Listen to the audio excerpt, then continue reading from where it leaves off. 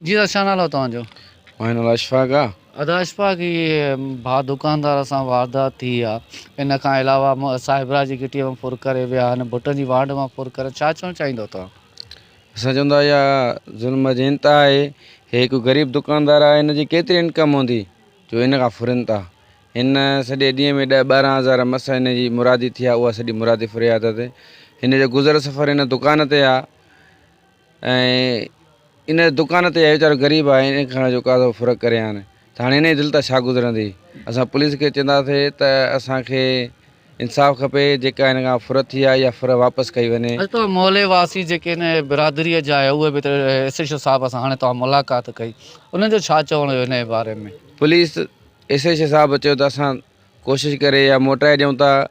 असां FIR NC कटाइण आयासीं त असां सां गॾु ॿियूं बि धुरियूं आहियूं जिन खां मोबाइल फुर थी हुयूं। हिकु ओढा हुया, ॿिया मुंहिंजे ख्याल में कोरी हुया। हुया उन्हनि बि साॻियो ई चयो भाई 3 माण्हू आहिनि जेके जेको आहे फ़ुर्क़ करे आहिनि। साईं असां निमाज़ ते वियासीं, पोयां जेको आहे मसइलो थियो आहे त साईं बि इहा ॻाल्हि करे थो त इहे 3 ॼणा हुया जेके इहे फ़ुर्क़ करे आहिनि मूंखां। इहा निशानी त आहे 3 माण्हुनि जी। हाणे इहे 3 माण्हू ॻोल्हणु एसएचओ साहिब जो कमु आहे त इहे 3 माण्हू ॻोल्हे करे। पोइ ॾिसो था शहर अंदरि सीसीटीवी कैमरा लॻाई वियूं, लखे रुपया ते ख़र्च कया विया आहिनि, उन जे बावजूदि हिन महिल ताईं काई अहिड़ी सीसीटीवी फुटेज त कई नज़र नथी अचे त को चोर खे कंहिंखे पकड़े। कहिड़े कब जूं सीसीटीवी कैमराऊं?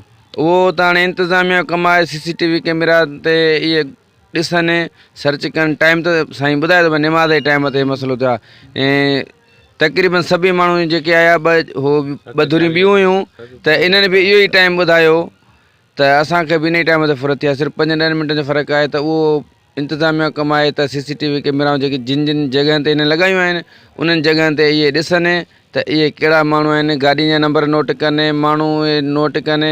शहर जा ई माण्हू हूंदा, ज़ाहिर आहे ॿाहिरियां के माण्हू त न हूंदा के जेके आया हूंदा 5-10 हज़ार फुरण। जी त सभ खां पहिरियों तारुफ़ करायो, पोइ मसइलो ॿुधायो। मुंहिंजो नालो आहे अज़ीज़ुल्ला आहे। मां मोटणपुर जो आहियां। किरयाने जो दुकानु आहे मुंहिंजो। ज़ातिया कहिड़ा? धोकी। फुर करे आहे 10-12 हज़ार मूंखां। 7:40 ते टाइम हुयो।